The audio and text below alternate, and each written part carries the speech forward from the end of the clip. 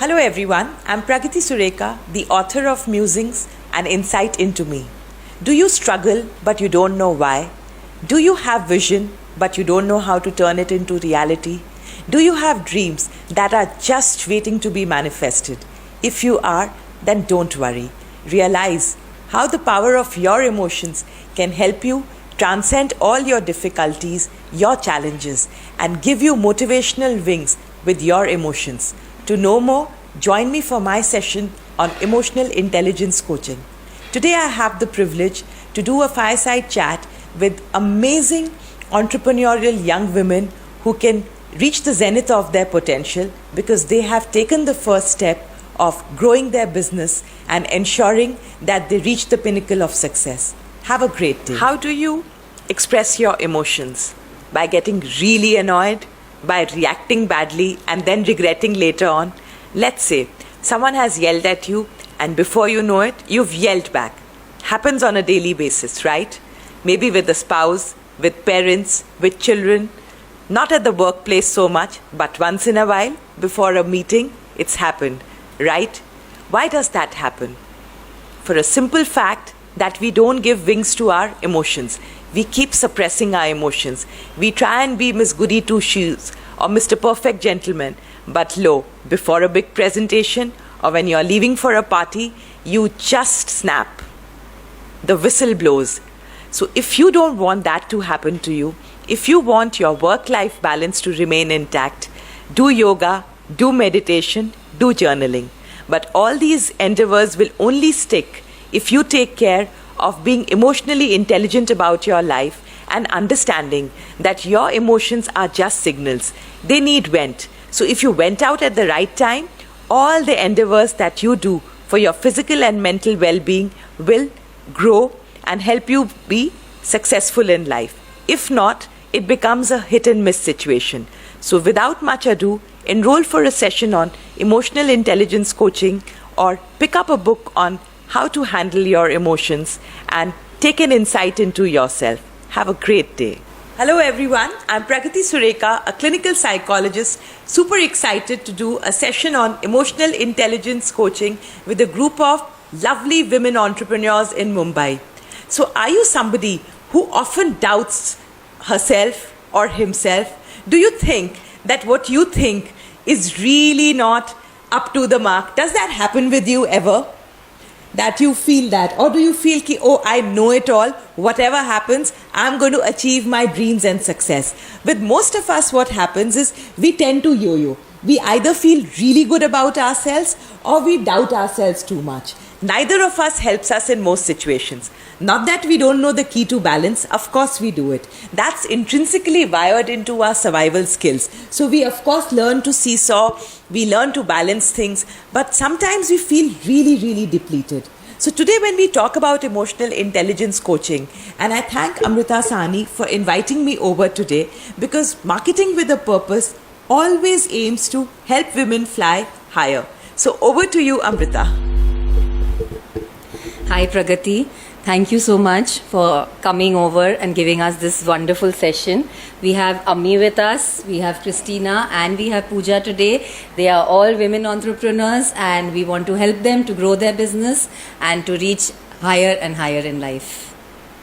Thank you. Ladies, it's just going to be a lot of fun to talk about little things about emotions. Today what I have seen in my last 15 years of practice, that emotions is something that most of us struggle a little bit with. Because what we tend to do is we like certain emotions, like joy, happiness, and we are very happy about it. But when we are disgusted, angry, or sad, we tend to go into our shells. Does that happen with you? Do you feel that? Yes, definitely.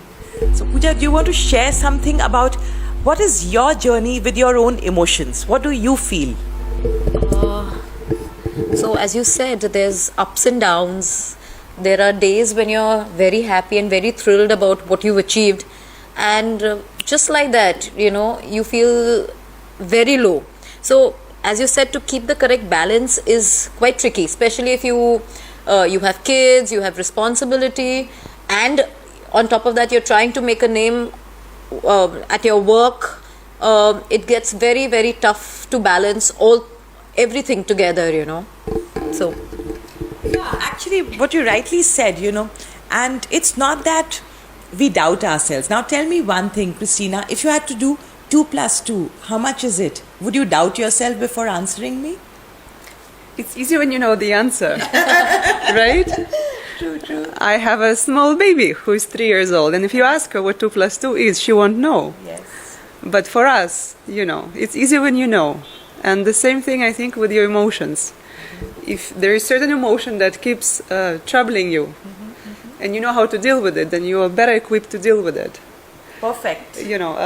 And when something unfamiliar comes along, or something happens that you don't know, that's when I think people face a lot of difficulties in handling situations, I suppose. Yeah, and that's so well put, because very rightly, as you have observed and spoken to all of us here, most of the time we don't know what to do when uncomfortable emotions come out. Usually we don't have a role model. As little children, we could just yell till we were told it's not okay to yell, right? If you didn't get what you wanted. So the whole point is, as adults, why we struggle with emotions. I'm not saying any of us here are struggling, but if you are, it's okay. It's okay not to be okay. But most of us are very uncomfortable discussing emotions. We don't know how much is too much. We don't know how much is too little. Most of the time, that balance is something which leaves us a little confused. What is your opinion, Amrita, about emotions?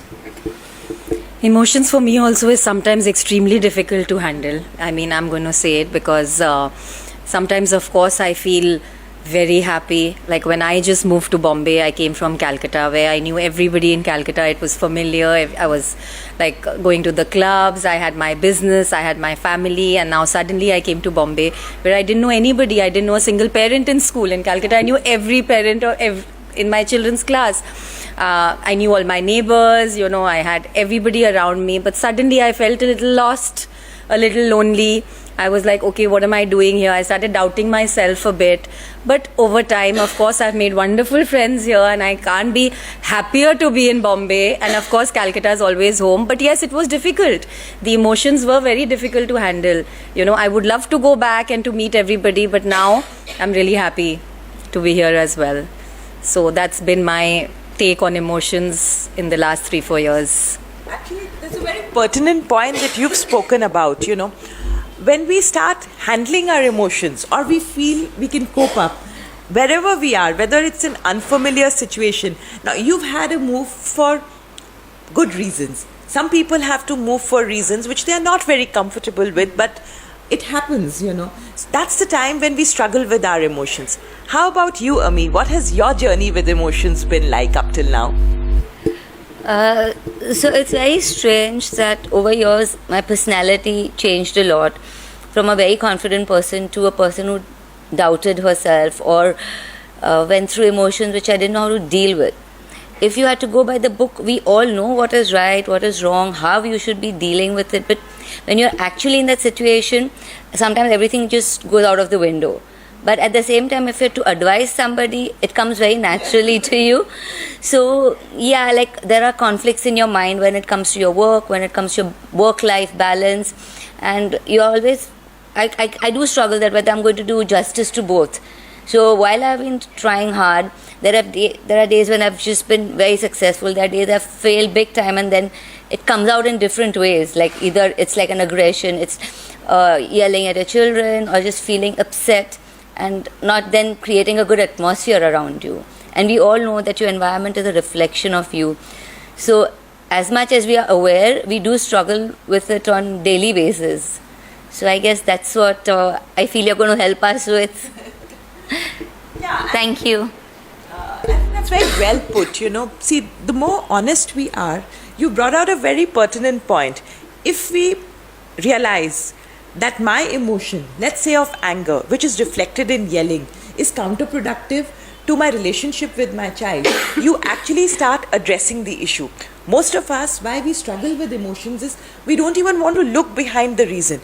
It's not that you are yelling at your child. Today when we talk about emotional intelligence, it's about just realizing that, look, every emotion is telling us something. You are yelling because you are angry. You are expecting a particular behavior which is not getting done. Now, why is that behavior there? That behavior is there essentially because you can see scope for growth, you can see scope for responsibility, which the child is not hoping to display. So here, if you addressed, yeah, I am yelling. So what is it that you're actually telling your emotion?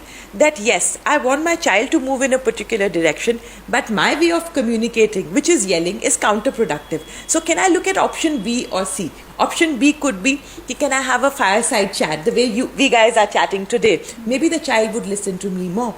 Maybe option C could be, what is the timing? Maybe the child has just walked in after a difficult day at school and is hungry. And I'm talking about something, so the child is just not in a mood to listen, because maybe the child is hungry, the child wants to eat, the child is sleepy. So, normally what happens? Today, like we are sitting down for a chat, we are prepared to talk. So what's happening is it's comfortable for us to open up about our emotions. But when we talk to our children, we don't take an appointment. Do we take an appointment? But sometimes they're just not ready to talk to us. They're not in that mind frame to listen to us. So if we actually start listening to our emotions, we'll realize that, look, I want to get that message across to this child. And I know right now if I talk, let's say at 3 o'clock in the evening, my child tends to be sleepy. My child tends to be lethargic. So whatever I talk about is just going to go over his or her head. So I become emotionally intelligent. But at 5 o'clock in the evening, when the child is well rested, the child wants to chit chat with me. The child is well fed, has spoken to friends, has finished the way. So I'm becoming smart about when to communicate. So if you communicated at that point, do you think what you were going to talk about would be more effective? Sometimes we ourselves are very hungry and frustrated, when we are balancing work, we are balancing our own personal schedule, whether it's about our workouts or family relationships, we are over pressurized. So, we want to finish up the conversation very fast with children. And when they don't listen, we yell. So with emotional intelligence, we realize that, am I in that state of mind to really calmly explain to the child? See, right now, all 4 of you are listening to me. Why? Because you are in that frame of mind to listen to me. Now, when I walked in, if you had to pick up your daughter, and I was like, Puja, listen to me. Would you listen? You don't care. You're thinking about the child, you have to. So most of the time when we communicate with children, we never stop to think, am I in that frame of mind to really listen to them, to pick up cues in their body language, which is telling me that right now they're not that prepared to listen to me. So when I become emotionally intelligent, I take a pause. When I begin speaking, will the audience, it could be my 3-year-old child, is the audience ready to listen to me? So then I'm smart about communicating. Second is, I realize that when I yell, my message gets lost. But if I talk in that firm, assertive tone, but which is compassionate, my child would want to listen to me. So that in essence is emotional intelligence. How to talk, when to talk, and how much to talk. That is emotional intelligence. Now, I want to ask you today, Amrita, when you started marketing with a purpose, what was going through your mind? So I started marketing with a purpose to give women-led businesses a voice, to help women to grow their business, because I feel that a lot of women have so much talent that they don't even know about, and there's so much potential that today if we help them, women supporting women, if we all get together, then we can network and we can help each other and achieve our dreams, because all of us have our own dreams to do something, to become something, but a lot of times we get lost in our family life or our responsibilities. And now I feel like the time is such that even India is really shining. The next few years are going to belong to India, so why not? We should all, as entrepreneurs, help each other to grow. So that was my idea, to start marketing with a purpose. The purpose is to help women. I think that's really beautiful, because I think behind every successful person is another person who believes in your journey. And I think through marketing with a purpose, all of us have that little bit of support, where someone believes in our vision. Because a lot of times, we begin our journey with emotional intelligence, the first component of which is self-awareness. Now, I want to do a small exercise with you. How much do you think is your self-awareness? How much do you know about yourself? Just randomly we are talking. On a scale of 1 to 10, how much would you rate yourself, Kristina? I would rate myself quite high actually, because everything you spoke about just now. How you talk to your children, when is the right time to talk to your friend, when is the right time to have a fight with your husband, I don't know. It could be anything, right? True. That awareness of what is happening not just around you but also within yourself, and that balance, when to do and how to do. So I've read a lot of literature before which really helped me to see and understand and grow. So when Ami said, you said you're not the same person you were some time ago, I also feel that. I feel I'm not the same person I was 15 years back. So I would give myself 8. Fantastic. I don't know, I'm sorry not for being so shy about it. I think it's wonderful because it shows your confidence in your self-awareness. It doesn't matter whatever anyone else feels, but if you do feel you're there, that's what matters. It's how we look at ourselves. That's the starting point of any journey. So I'm going to do a small exercise with all of us before we go on. I want you all to close your eyes. Just close your eyes. And I'm going to hand something over to you in your hand, and I don't want you to open. I just want you to touch it, feel it, think what color it is, and I want you to just be in the moment.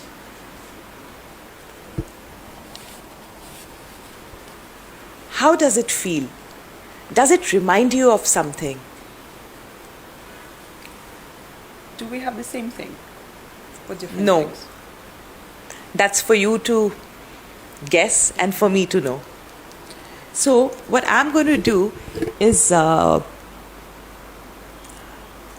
want you to think deeply about what is that thing that you are holding? What color is it? How is it making you feel? What particular memories are resonating in your mind? Any song, any movie that it's reminding you of? So I'm going to start off with you, Puja. What do you think you are holding? What color is it? So I believe I'm holding a leaf, and as we all know, leaves would probably be green.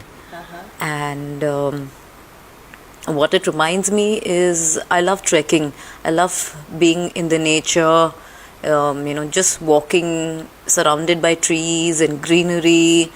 So that this just holding a leaf gives me that happiness which I always find when I'm trekking or when I'm in nature. So that is the kind of joy when you touch a leaf or when you're surrounded by plants. That's the kind of joy I feel as of now. Okay, what color green do you think it is?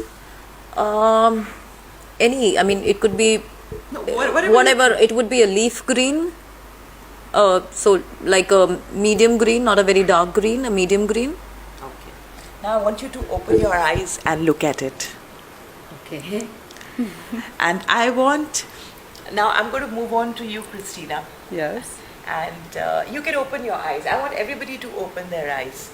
So as you can see, Puja, your leaf is not exactly how you visualized it. Definitely. Yes, you are there, but sometimes there is a little bit more to it. It's a little more nuanced or more enriched than you thought. Yes. The leaf is a little more mature than you thought it would be. Yes, definitely. So our emotions sometimes are like that. They're a little more nuanced.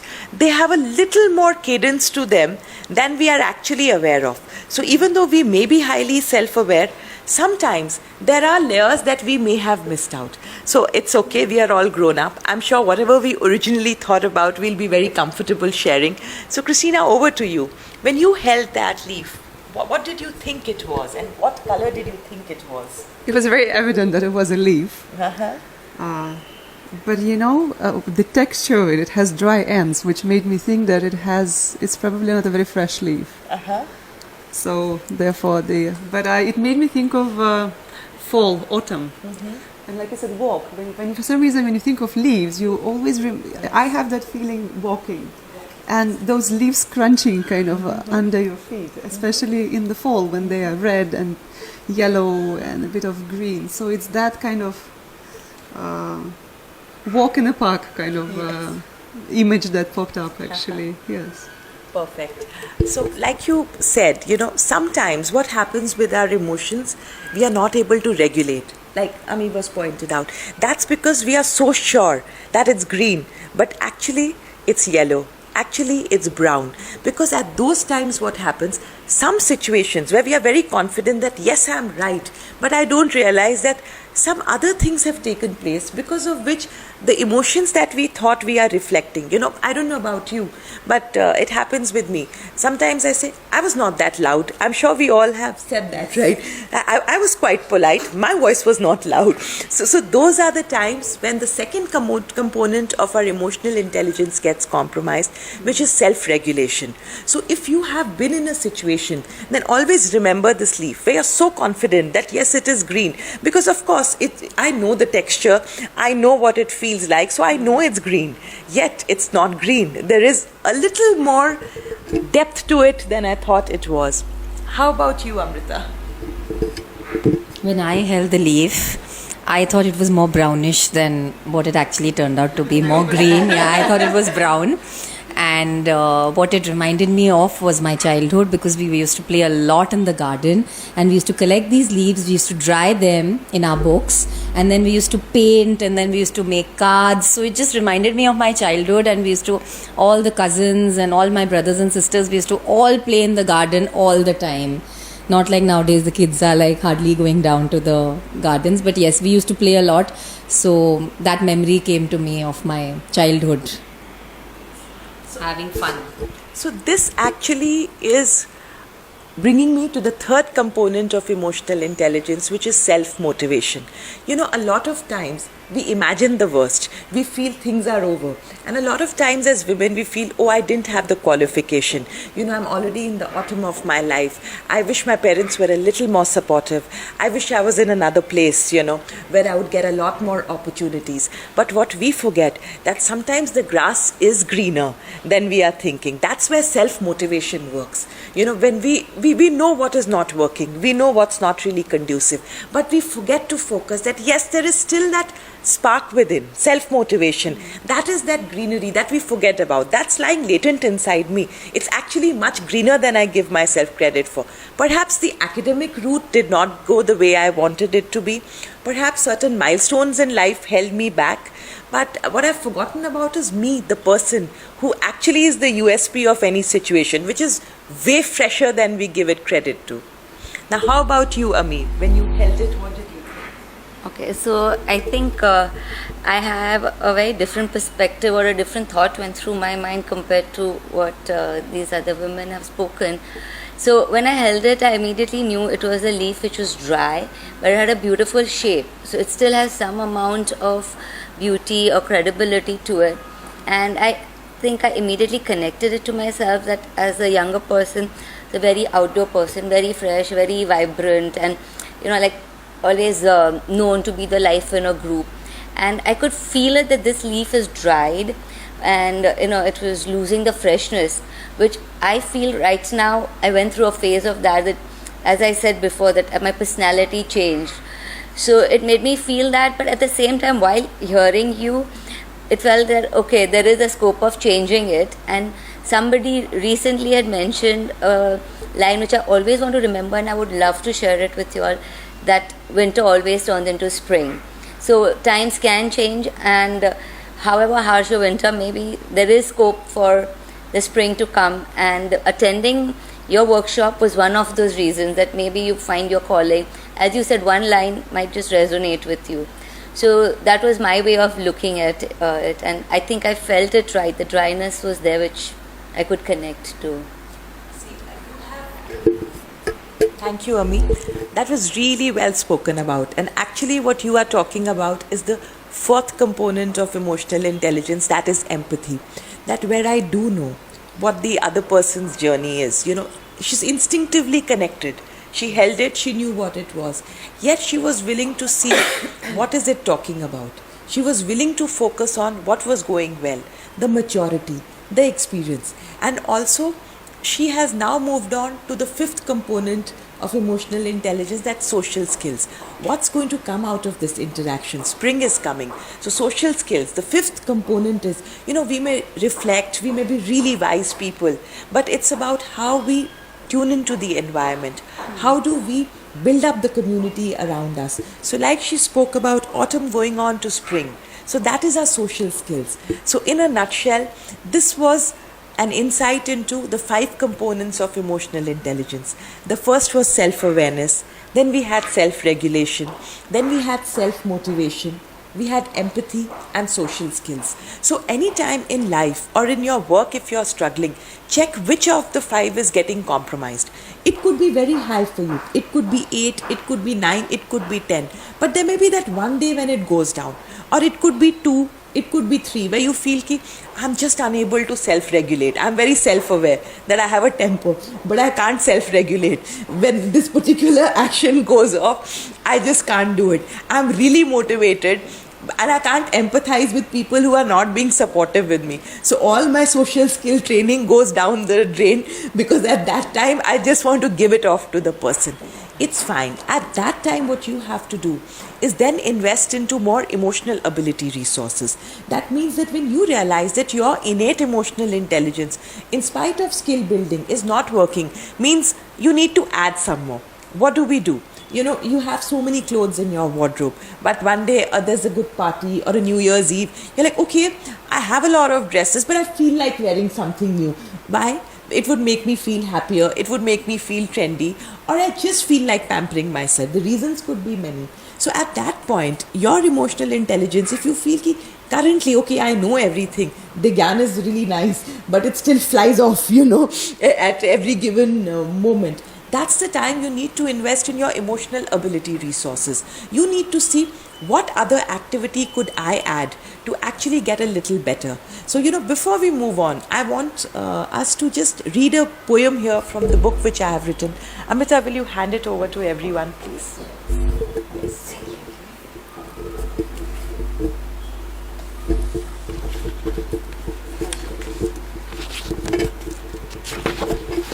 So up till now, what we have spoken about emotional intelligence, how would you want to apply it to your business or to your way of being? Anybody who wants to share her thoughts?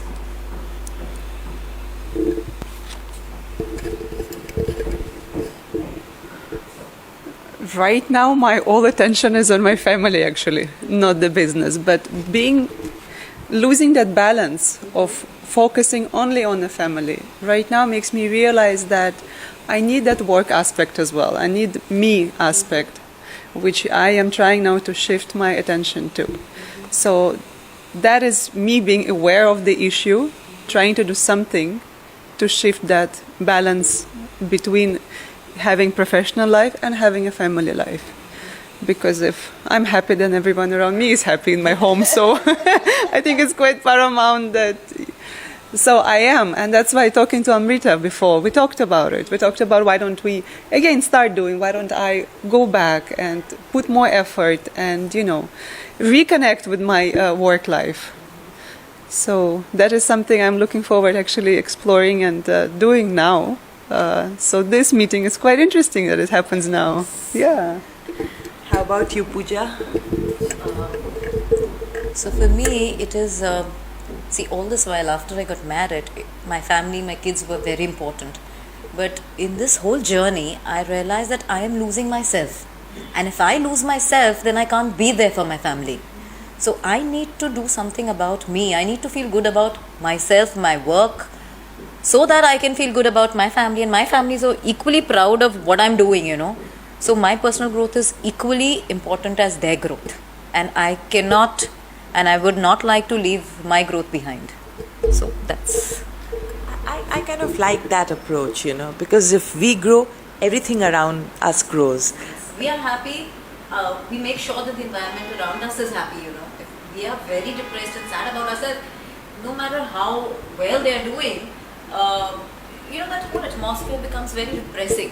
So I need to be happy to make sure that everybody in my house is very happy. That's the kind of vibes I want to give. How about you, Ami? Anything that you want to share? So as she said that, once you get married, probably before that you have a good going career. The moment you get married, if anybody tells you, no, as Indian women, our perspective just starts changing and we start prioritizing our family, and sometimes we doubt ourselves that whether we'll be able to balance or no. So a similar thing happened with me, but for me, working was my passion and my me time.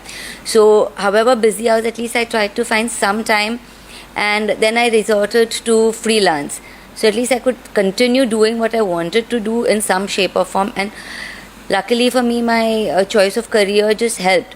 But eventually, as kids grew up and family grew, I just realized that I needed to grow more. My growth was very, very slow, and then you start seeing people around you, and I'm like, if they can balance it, I had to put in that more effort.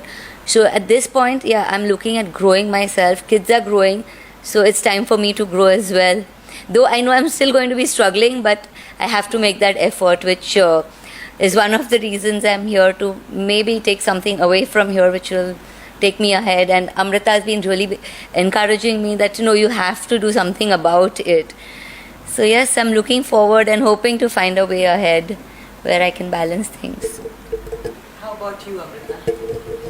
I have always, even I got very involved in my family life. Even I got married. I never gave career such importance when I was growing up, and I somehow felt like I was not up to my potential. Then I started a business in Calcutta, and it was doing really well. But somehow when I moved again, I didn't give that importance. I shut it down and I moved. And now I'm looking forward to doing something because I'm missing my work. I'm really missing what I used to do earlier. And that's the reason why when you said let's do a workshop, I was like, okay, this will be really helpful, because we all need to understand that we're all in the same boat, and we all can do better and we can achieve our dreams. Absolutely. And that's what brings me to this poem on page number 36. I urge all of you to open it. And the Malala Effect. Will you read it? Anyone who wants to read it? The Malala Effect. Being shot in the head sometimes gives you more courage than you possess. Embrace changes in life, more understanding and skills to do so. So when you hear these words, what resonates through your mind? Exactly what happened to Malala. To what happened to that girl when she was young. I mean, the trauma, the miracle that I think she made it, and what she made out of it. The steps she took to communicate with the world, with the rest, about her experience and, her growth. Yeah. Absolutely. Also, I think when I wrote this poem, I realized, because in therapy, I listen to a lot of stories, and I've always seen when we go through difficulties in life, they are not stones which are being thrown at us. They're actually stepping stones. See, like with Malala, I was hearing one of her interviews, and when I read her book, she spoke about how before the incident, she went around her life like a regular school child. But once this happened, she realized that she wanted to stand up for herself and perhaps do her bit to change her community around. So my message to everybody who's listening to me today is just that. Your emotional intelligence is essentially your innate capacity, that if difficulty has come, means somewhere God or universe or a higher power that you believe in is motivating you to take steps to move out of the comfort zone where you had held yourself back. Maybe society did, maybe patriarchy did. I'm not denying those forces, but those are forces which have been there for generations. They are not going to go away just because we are saying, boom, go away. None of us has that wishing wand where we can wish these trends away. But actually, with our difficulties, we get motivated that, hey, something's not working right for me. I better spruce up my act, and suddenly that courage comes. See, we've all been talking about it. So that is the Malala effect, which according to me is emotional intelligence when it comes to women entrepreneurs. That if you are finding something where the seat is not as comfortable as you want it to be, then it's just an opportunity to grow. What do you think? You definitely have to push yourself. because I just feel that, you have to make short-term goals, you have to kind of plan your business, you have to plan yourself. So you have to keep pushing yourself, and like this says, you have to have courage, you have to have that conviction that yes, I can do it, and you can move ahead. Yes. Because a lot of times, we are the ones who don't trust ourselves enough. I'm not saying that you don't have enough trust, but in my experience, I've seen that however much trust we have, if somewhere we are struggling, then perhaps we need to have a little bit more trust on ourselves. Like, for example, we are sitting here. The weather is beautiful outside. It's a nice cloudy day and the sea looks beautiful from where we are seeing. But it still felt slightly uncomfortable, so we have the air conditioners off. Now, if we kept looking outside and we're like, no, yesterday was a very warm day, it's so much better, I better adapt to the weather. Would that work for us? We would be uncomfortable without taking proactive steps. So we do it for our day-to-day living. If the temperature is not comfortable, we just regulate it to make it seem comfortable for ourselves. But when it comes to our emotions, we don't know how to regulate. We don't know how to motivate ourselves. And sometimes we don't even empathize with the other person. Like, we may understand that, okay, this person has grown up in a particular way, likes patriarchal patterns, so they are behaving in a particular way. So if I have empathized, I'm not going to feel bad about how they are behaving with me. And then my social skills will ensure that, look, I don't need to get this person's journey. I need to only get my own journey. I need to be self-aware enough. So when I start thinking in that emotionally intelligent way, because all of us have that innate wisdom, that's how we've survived to this day. When we are crossing the street, our innate wisdom is there. When we are talking, most of the time, it's inbuilt in our survival mechanism. But why we do not harness it? Because we don't even realize that it's simple but very, very effective. So any thoughts that you feel that you have picked up today that's going to help you develop your emotional intelligence? I have explained it in a very simple manner. I've realized that, it's nicer to have a fireside chat and talk about it rather than do PPTs. So any book you read, try and think about it. How is this book growing my emotional intelligence? Just read a page. You may read a quote on Facebook. You may read it. Think about it. Okay, what is my key takeaway? How am I going to apply it? That's emotional intelligence. Because then you are connecting to the feeling that is very growth oriented. From your fixed mindset that this is not working, that is not working. Every situation that you are in is an opportunity for growth. Like 5 of us are chit-chatting today. You're picking up skills. So I want you to take a minute and think about what is it that you have picked up that's going to help you personally and in your journey as an entrepreneur.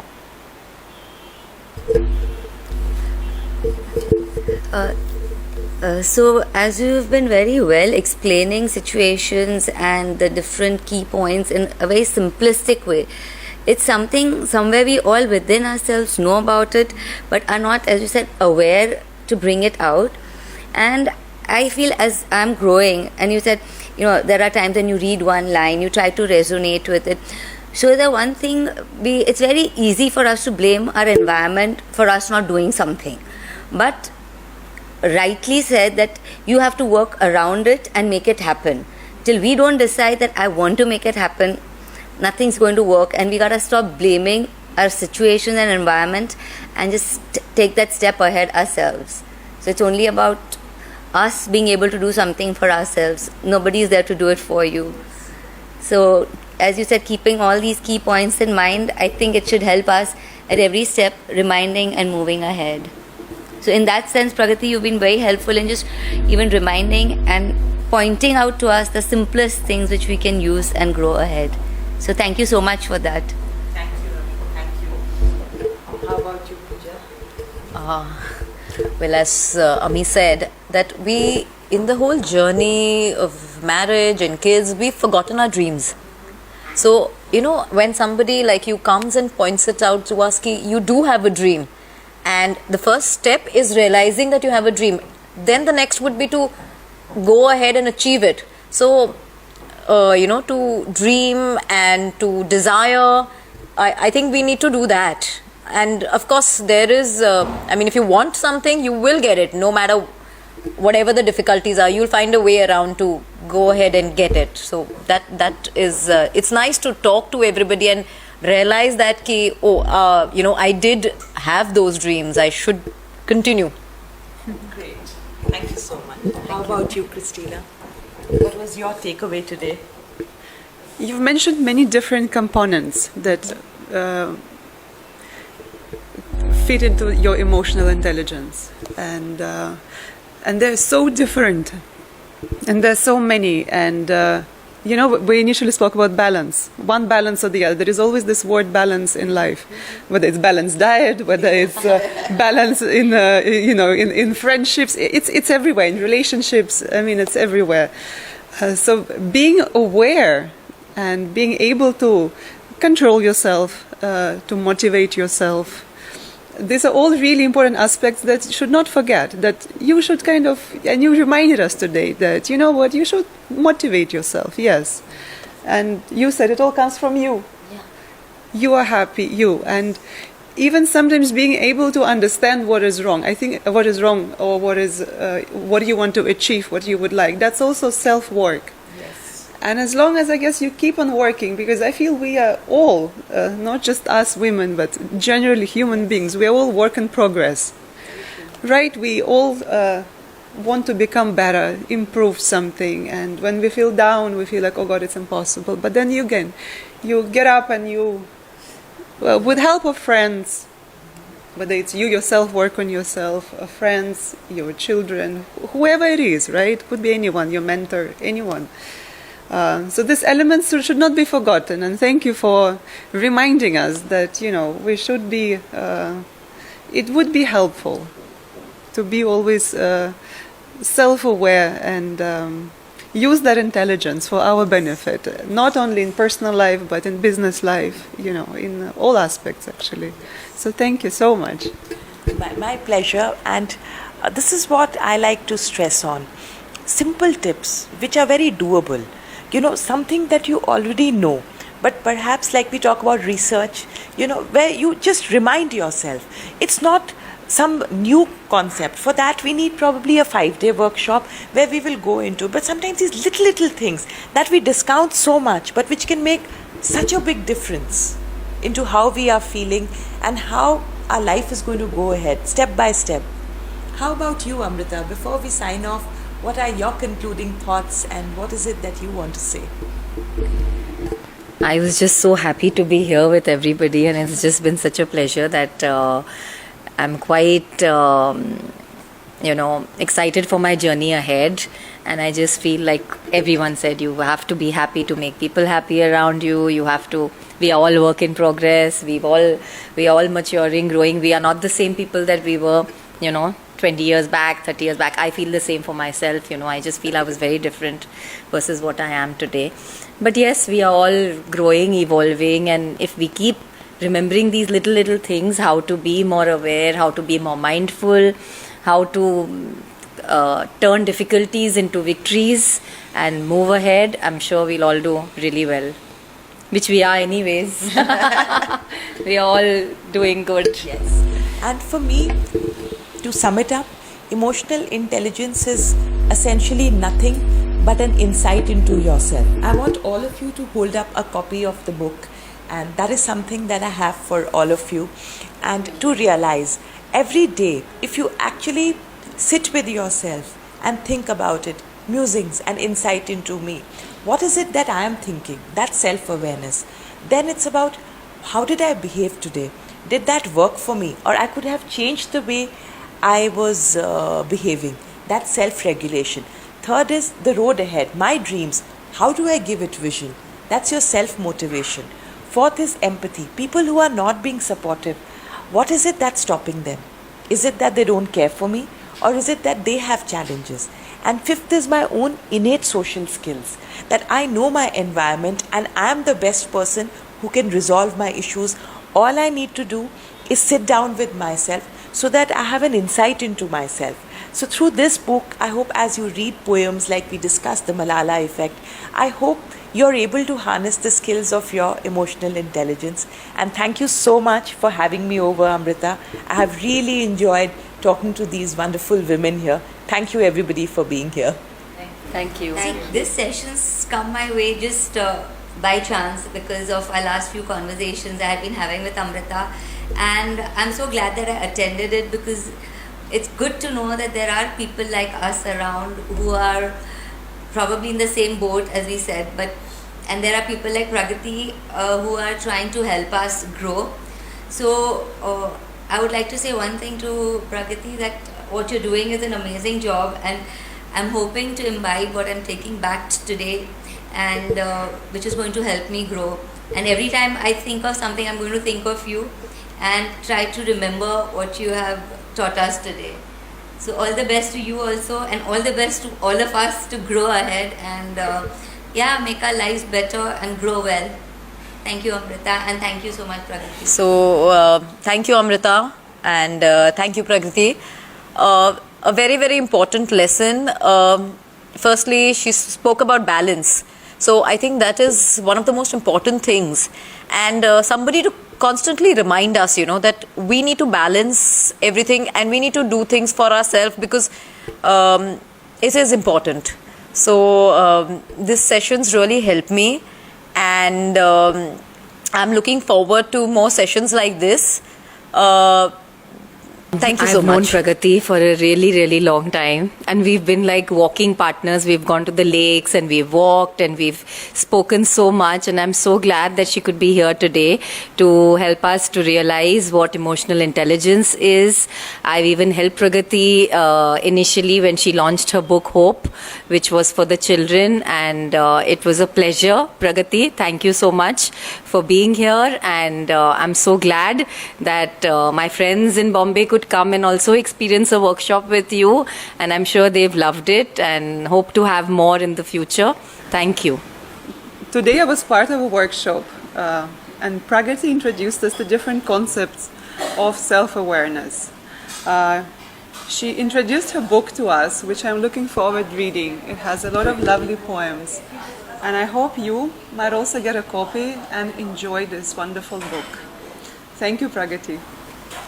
After every workshop, the best part of the workshop for me is signing the book and leaving a little bit of me with every participant who's there.